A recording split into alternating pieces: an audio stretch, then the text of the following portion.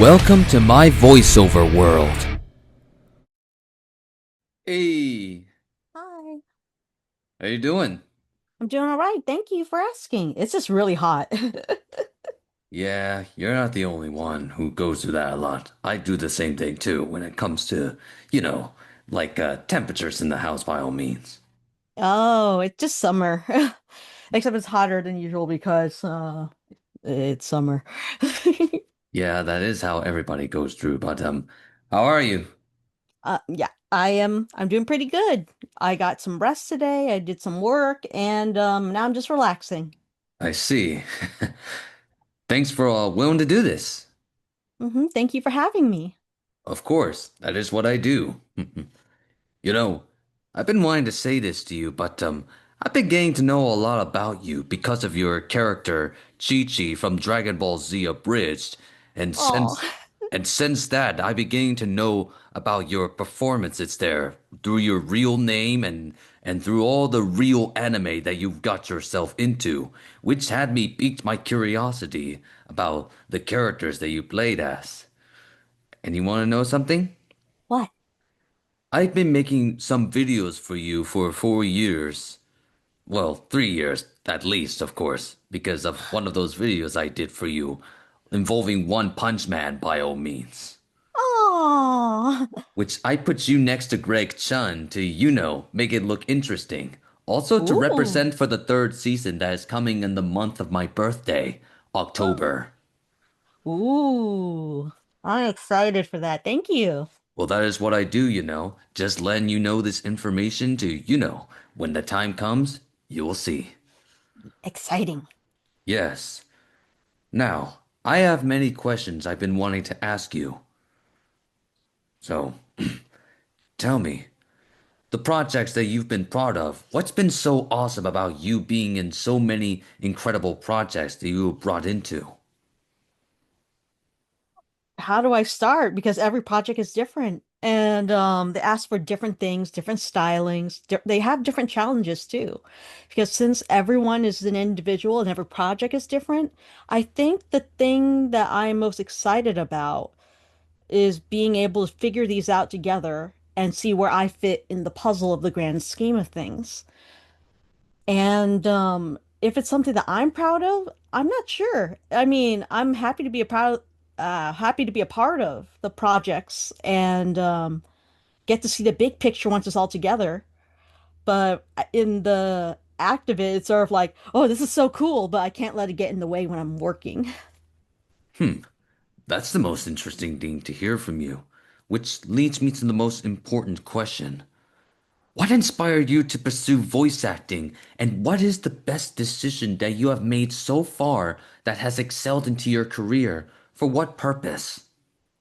Ah, that's an interesting one because I thought I was going to be a writer. And what happened was that I was doing a senior project at my school, the senior year of my high school, when they were wondering, "What you going to do for the rest of your life?" And I'm like, "I don't know. I think I'll be a writer." And then they said, "Well, you have to interview a writer, you have to job shadow a writer, and all that stuff." And I'm like, "Okay, I'll just do voice acting since I know I'll be a writer."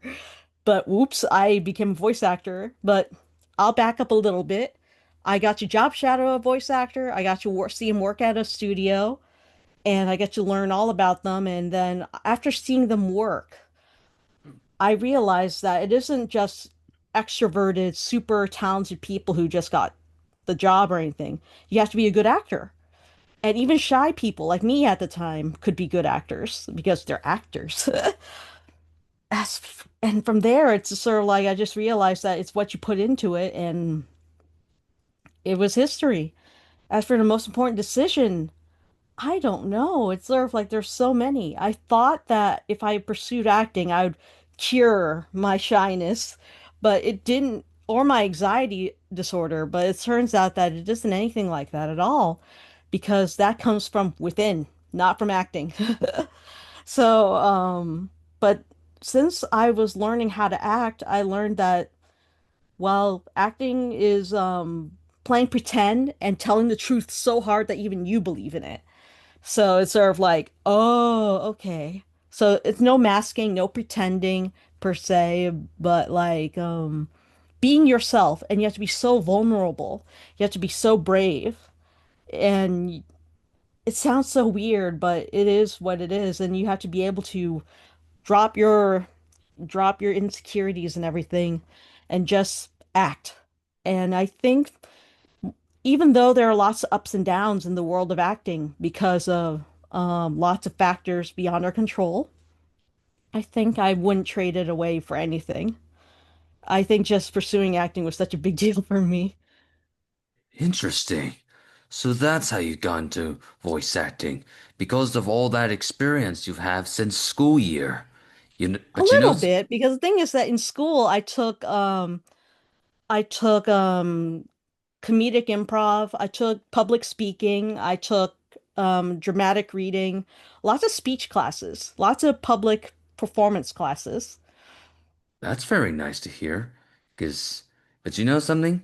To be real honest, I've learned about voice acting because of, my passionate desire of seeing myself on TV.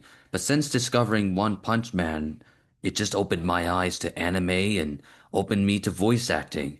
And I thought that going into voice acting would just help me to just not only to just be on TV, but to connect to those who can understand my autism spectrum and everything. Because you're not the only one who go through anxieties and everything. I've once Mhm. had that same shyness as you did, but eventually, thanks to me going to some conventions and with the support of my family, I gained something very priceless. The means to willing to of determination to be who I am on the inside and just show everything what I am capable of. That's awesome. I do know that wow. I mean, if you know about young Garo's story, I was bullied the same way when I was a kid. Almost the exact same way.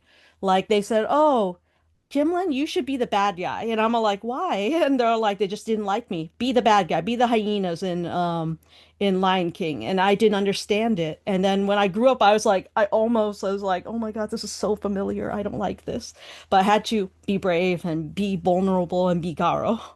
Yeah, to be real honest, when I was seeing One Punch Man and when I saw you, I felt very bad for the character because of all that experience that he has been going through, all that feeling, and I was like, I can't blame him for him becoming that bad, but I can totally blame that person for what he has did because he's the reason why he made him into who he is. Because everybody says villains aren't born evil, they were made.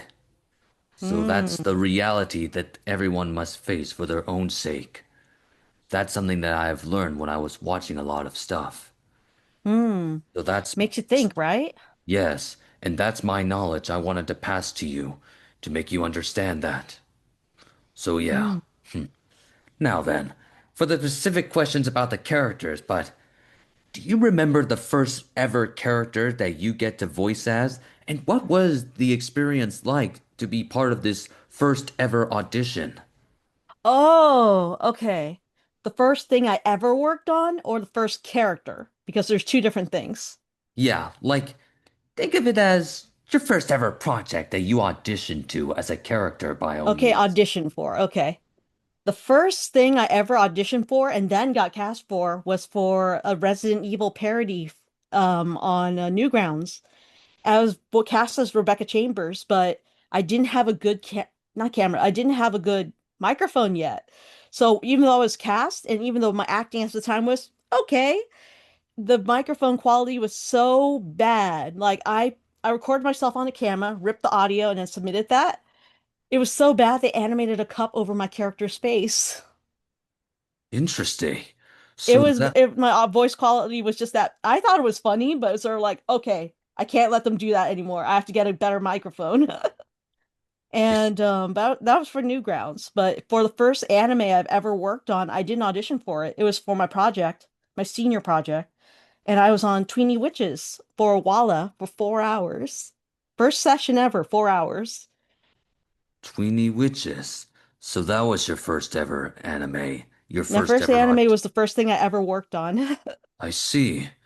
I'm just making sure so that Just in case if I ever do a voice showcase for you, like I have done it through my YouTube channel for 4 years, you, my friend, will have all the recognition you deserve. Like I've done it for Billy Kometz, and not just for him, but for Brad Venable, for Lance Riddick, for everybody, for 4 years, to help them give the recognition they deserve. And as I help them out, they do the same for me in return. That's the Oh, reasoning for my channel's existence for, to do that. And eventually, hmm. my videos for you will eventually make things better for everybody's Oh, sake. well, that's very kind of you. Me, I don't usually expect things to be like big or popular because it's sort of like I don't know, it's sort of like I try not because things happen in production. Like you want to know something really funny? What is it? It's just how I am. And when I auditioned for DBZ Abridged, I didn't know it was popular at the time. I know, right? That's so surprising. What happened was that Anthony Sardina had me recommended that I audition for DBZ Abridged, and I was like, okay. And then Skype was still on at the time. And then they had me come into the Skype group chat, and then I was just like, they're like, "Can you read these lines?" Sure. So I read the lines, and they said, "You're Chi Chi," and I'm like, "Okay, I'm Chi Chi, thank you." And I just left, and they said, "I don't think Kimlin knows how popular DBZ Abridged is," and I didn't. When it came out, I was like, "Oh, it is popular." Yeah. I think in a way, when I don't, I like being surprised in a good way. So it's kind of like so I try not to get my hopes up too high, not too high, or else I get nervous. I might get stage fright because if I knew DBZ was popular, I would be too nervous. Hmm. That's a very interesting thing to hear from you. But you know what? I'm glad that you gave me that story there. Just helps me understand about what's it like to, be part of a little audition that you got yourself into, and eventually, by the time that project gets released, you're like, "Oh man, I am. That is very popular, actually." So yeah, that's what everybody goes through. So yeah. Now, without further ado, how does it feel about stepping into the role of Shizuka Kanoshita in Kon, the anime, I mean? And what do you love most Shizuka about Kinoshita. being in it? Oh yeah. Oh my gosh, that was my first named incidental character. My first name incidental character. So an incidental is a very small character role. Usually they don't have names. And yeah, I mean, I was excited because it was my first non-Walla role for an anime. And then I just had to match flap, do everything I learned on my own in workshops, from home, from everywhere I practiced and learned and honed my skill. And yeah, they gave me multiple characters, but especially uh Shizuka, Shizuka Kinoshita, and yeah, and Kaon.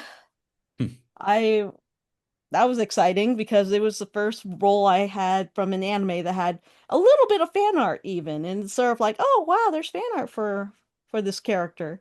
Because in K-On, there's a lot of popular girls in K-On. I see. So that's what you like about being in that show. Because all I know is that I've got to know about that show because of Cynthia herself, alongside a lot of people there, including Christina V and Karen Strassman. Plus, I give props to Tony Oliver for bringing hmm you into that project there, which gives you the right opportunity to be more characters that are yet to come, which you deserve that, actually. Aw. Well, I'm not sure if Tony brought me in, but the casting director definitely contacted me. You mean Mimi? I hope Tony may have played a role because I learned so much from Tony Oliver. So it's sort of like I don't know if this is true, but the casting director was maybe like, who should have this role? And then Tony might have been like, oh, maybe this person from the workshop? I don't know if it's true. I can only guess. So if that was the case, then we do have to thank Tony too. Hmm. That's the whole point of me just giving someone credit for this. Just understanding the means to just give a lot of people the opportunity to just be themselves, like everybody else done for like years, of course, through the industry. So yeah, that's something I like to say to you. Now then, without further ado, playing immature Themoclite 1 in Cells at Work must have been so exciting, right? So what's your most favorite aspect about bringing that character into the project? Oh, immature thymocyte. Oh, that is like young killer T cell. Oh my gosh. That that role had a fun challenge because I had a feeling like everyone else in that show, they had to match flap and say a whole bunch of biological textbooky names. And I was like, I didn't have to say immature thymocyte two, one or two or anything like that. But I had to match Flap while he was training, and that was such an interesting challenge because he was talking while he was yelling, and then he was just like, okay, um, it was like an interesting challenge at the time. I remember being in the booth and all like, oh, this is fun. I like being young killer T cell. And then when he's like punch, punch, punch, punch, and I was like, no, and I was just like, okay. And I got a little physical in the booth and I tried not to hit the mic because those are expensive. And but yeah, it's sort of like gotta match flat because they pay attention to those things. Well, that's nice to hear from you. Because, hey, you being part of that project was just a very fun choice there. Especially what you Yeah. just mentioned earlier about you, like, being like a younger version of Killer T Cell, like, like Robbie Damon's character. Because, Yeah. because I give props to Christian Lamont for directing you throughout the entire series there. Because Yes. he's like He the knew that character, he knew the whole show so well that he knew like when I played a few other characters as well as Young Killer T Cell or yeah, for short for the immature thymocyte, just say Young Killer T Cell. And then it's sort of like yeah, he under everybody had a different performance style and he understood. Well, that's the most interesting thing I'm beginning to hear from you, my friend. Now then, without further ado, in Cookie Run Kingdom, what stood out about you voicing the character Kamiho Cookie? Do you relate to her by any means necessary? Oh, that's an interesting one because I think from what I heard, I was the first character to record for the entire game. So I had to set the pace for everybody. So that was no pressure, right? Oh my gosh. And then, but I think when they asked me to audition for her, they said, okay, you can be a little flirty, but not sexy because this is for kids, and plus you're a cookie. And then it's sort of like I'm like, I know how to do this. I just I picked a voice that I thought was ageless but young, and then I had a personality and idea of a character who just had cute puppy love kind of thing, not flirty, not sexy or anything like that. Like she's just like, you know what? I am a kid and I like other people my age and everything like that. So it's sort of like, well, I'm a kumiho. Don't you think I'm cute? And it's sort of like, oh, well, here, let's go on an adventure together. Let's go adventure. And it's sort of like, and then she wants to be a cookie. She's usually a fox. And it's sort of like, would you like to see me do a somersault? And it's so cute. And I'm all like, yeah, just play up the cuteness, less on being a romantic, and everything will be okay. And then from there, they just cast me, and I was like, ooh, okay. Yeah, I can play this character no problemo. Wow, that's super awesome to hear from you. Because there are two things I like to tell you, but number one, to be real honest, that voice that you just showed right now, you know who you remind me of? Ooh. You remind me of someone I met with a few months ago by the name of Caitlin Robrock, the voice of Minnie Mouse.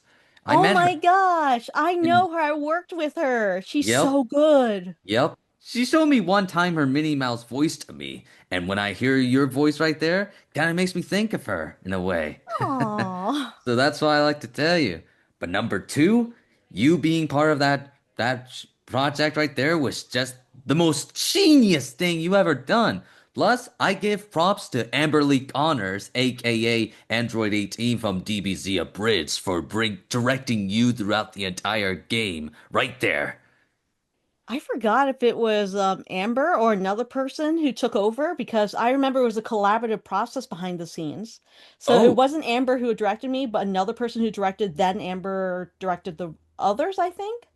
So Oh, remember, I was like, I had to set the pace, and then from there, we once they understood how the rest of the game had to be like, maybe they're all like, yeah, let's have Amber do this. That's what I'm guessing. I don't know what happens. oh, oh, I didn't even know that until you told me right now. Well, No, I'm that's glad you fine. told me that. But yeah, but I'm glad you just say that to me. Now, without further ado, Pun Pun in the Beach Buds must have been such a cool character you played as, right? So what One of made my that role favorites. so special to you? Huh? What's special about that role? What's so special about being that character in the Beach Buds? It was I the first prelay animation I ever worked on.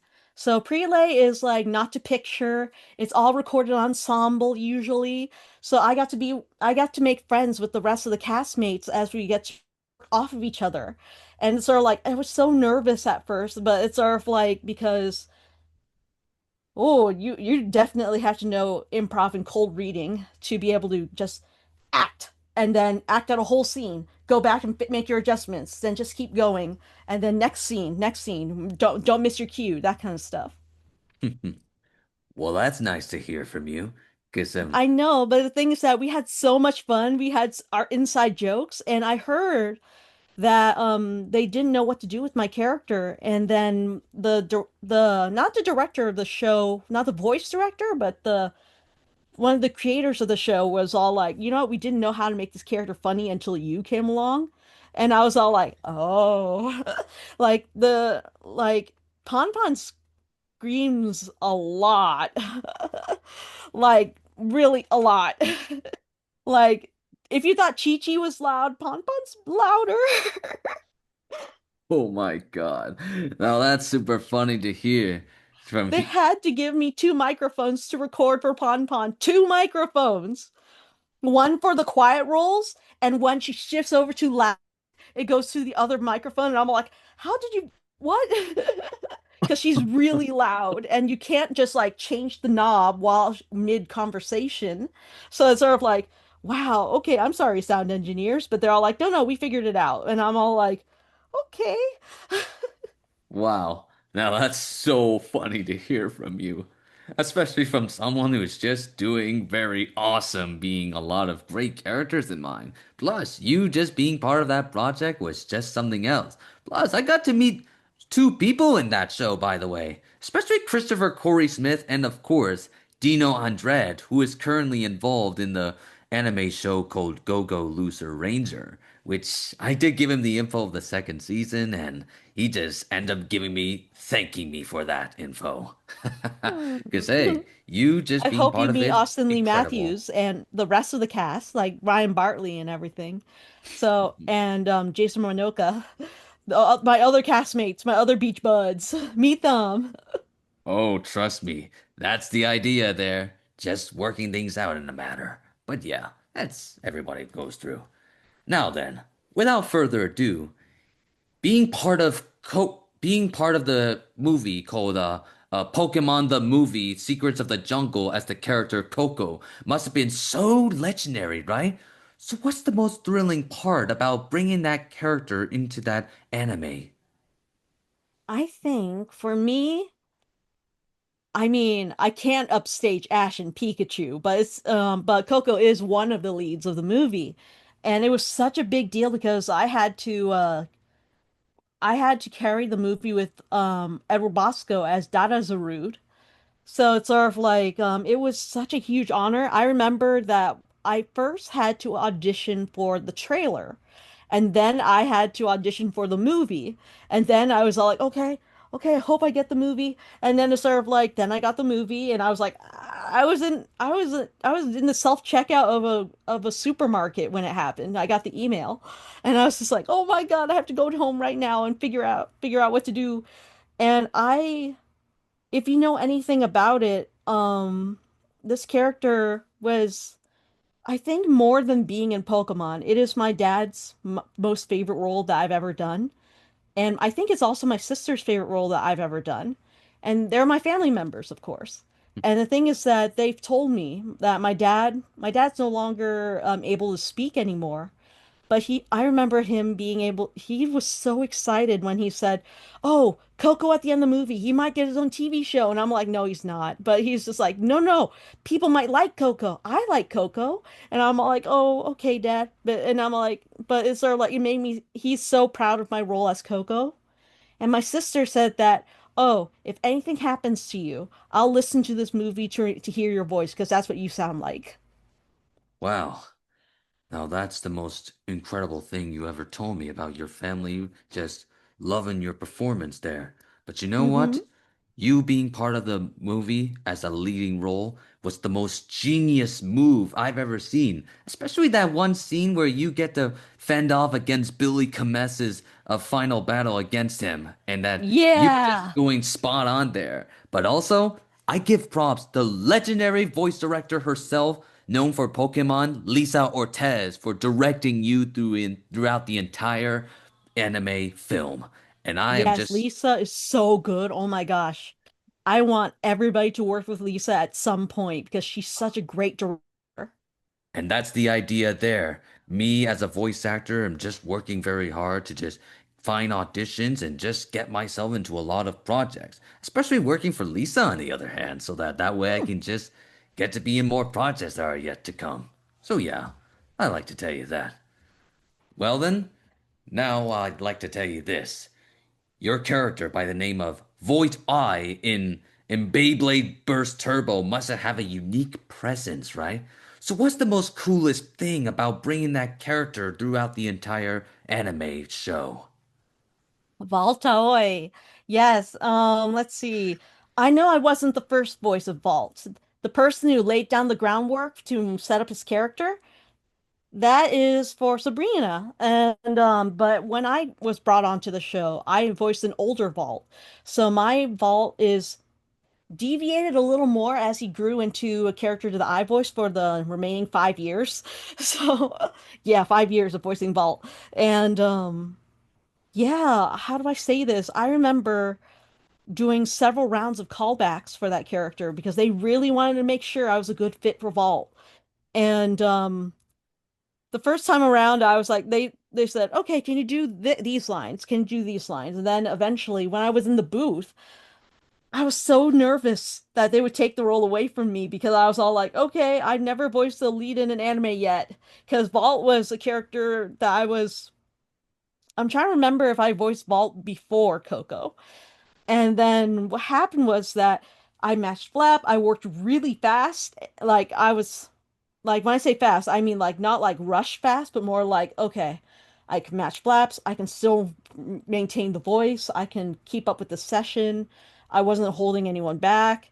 And that was a good fit because if he's gonna be a main character across from Iger and everything like that in Turbo, for instance, then I have to be able to keep up. I have to keep up with the rest of the cast because holy moly, eventually I have to scream a lot. Well, that's a very good thing to hear from you. 'Cause hey, I got to know about Beyblade since 2010, since I was a child. And by the time I got older and learned about voice acting, turns out I discovered you being part of Beyblade was just a genius thing right there. I give props to Lawrence to Hell for just directing you throughout the entire series there, along with Tony by all means. 'Cause hey, good directions mean good progress to making you the most awesome person right there. I know that across 5 years, Tony was the main director. There's so many directors who basically took over when Tony was out of town, or I, Laura, or there were several directors. I can't remember them all. Oh my gosh. But the and thing there is, I remember that it's a team effort. They leave notes for each other, like, "Oh yeah, Tony left this note. Keep this in mind for Kimlin." And I was like, "Okay, yeah, I gotta remember this is what Tony would like to maintain his vision, but also trust the director, whoever it is, so I can still deliver my character the best way I can." there's also one in mind, Scott Page. Scott Page is one of those directors too who just took over for Tony when he was away or something like that. Because everybody goes through that a lot. So yeah, that's something I want to give that knowledge to you about to make you Hmm. understand by all means. Well then, Hmm. I got another question to ask, but as Kale in the Rising of the Shield Hero, What's so awesome about you being part of that show? I remember for Keel, I auditioned for Keel and I got cast as Keel. And the funniest part was that I never got had to change my voice for Keel. So I was like, ah, yes, I can just use my normal voice. And it's sort of like, it's boyish, but also like, it's Kimlin. I am Keel. My house is burning. Please save me, Shield Hero. Billy Kometz, save me, Billy Kometz. I know you're gonna try to kill me in the next movie, but right now you gotta save me, Billy Kometz. Hmm.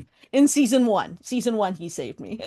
Yeah, bef- that's very nice to hear from That's you. funny, right? Like in Shield Hero, Billy Kometz is like, oh yeah, gotta look up to Billy Kometz. And then inside Pokemon, it's sort of like, oh no, Billy Kometz killed my family. Oh, spoilers. Yeah, I know. I already know that because I've seen it. So, yeah. But hey, Okay, okay. you just being part of that project was just very awesome. 'Cause plus, I give props to both Julie and Steve Staley for directing you throughout the entire series there. And that's what makes you Yeah. so special to be part of it.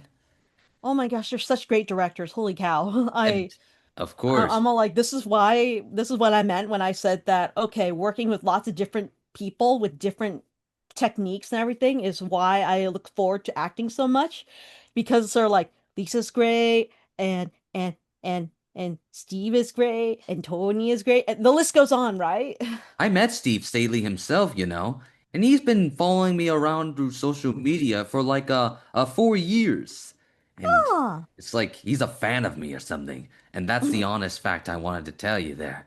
But you know what? Speaking of another project that he brought you into, what was the most interesting thing when you brought into the show Rurouni Kenshin, the 2023 remake as the voice of Sananose Sakura? Oh, young Sanosuke. Wow, that's one's an interesting one because there is you heard my story about my dad, right? He's not able to speak anymore. And the thing is that I it's almost been 2 years since he had his brain hemorrhage and fell right mid conversation with me. Almost 2 years now. So I've been visiting him every week, and then I still talk to him when he's still conscious to talk, well, listen to me. And so when I got to the scene where young Sanosuke sees his father figure no longer able to be alive, hurt, and it felt so real that I had to I had to let enough come out, but not too much come out. But I was directed in such a way that made sure that I was safe, I wasn't like hurt, and it sort of like it felt very personal to me. I don't think it was done on purpose because I voiced for Sanosuke before it happened to my dad. But after it happened, it was sort of like, oh wow, wow, this is interesting. This is intense. Wow. Now that's actually how do I say this? Like, I'm almost crying because of, because of what you're telling me. And that's the most honest thing you ever told to me. But you know something? Mm. I give props to Steve Staley for directing you throughout the entire session, especially when you get to interact with Stefan Fu there and this character. And you know something? I Hmm. got to meet the older version of Sanosuke himself, Darius Johnson, who I got to interview with like months ago, and he's been following me around ever since. So Mm. that's I something I know like. that one of the interesting challenges every time I play a younger version of an older character is that eventually I have to sound like them, but not right away because I'm before they get puberty and everything. Hmm. So it's kind of like young Killer T. Okay, I have to eventually have the vocal quality that sounds like what would young Killer T sound like if he became big Killer T? What would Garo sound like when he becomes Greg Chun? What does what does young Sanosuke sound like before he becomes Darius? That kind of Or thing. It's or interesting, even right? or even Toro Omaru, who is voiced by Kyle McCarley, of course, Yeah. in Detective I Conan get by all means. yeah, that one's another one too. Oh my gosh, you know so much. It's That's sort of just like I was young Kyle McCarley as well, so it's sort of like I voice so many. Yeah, I'm all like, I can be like, I'm you, but before. Now that's the most interesting thing I'm beginning to hear from you about being a young character of someone was just very outstanding right there. Just making sure you do what's awesome. Whew. Well, my friend, it is such an honor to finally meeting you right there. And that having you right here was just the most splendid thing I have ever done in my life. When it comes to supporting people, it just helps me to understand the voice acting community. And that's something that working with you is one of my biggest goals to getting myself out there. Aw, thank you. Of I look course, forward to working with you too. Aside from this, of course. of course. There's one more thing before you go, but when people look back on your work, how do you want to be remembered as a voice actor? Oh, that's a hard one because I like them to remember how awesome the characters are, for one, because I'm just playing the characters. If they remember me, like for Kimlin as Kimlin, I want them to remember someone who works really hard, who's passionate and loves what she or they do. But if they remember the characters, each character is an individual too.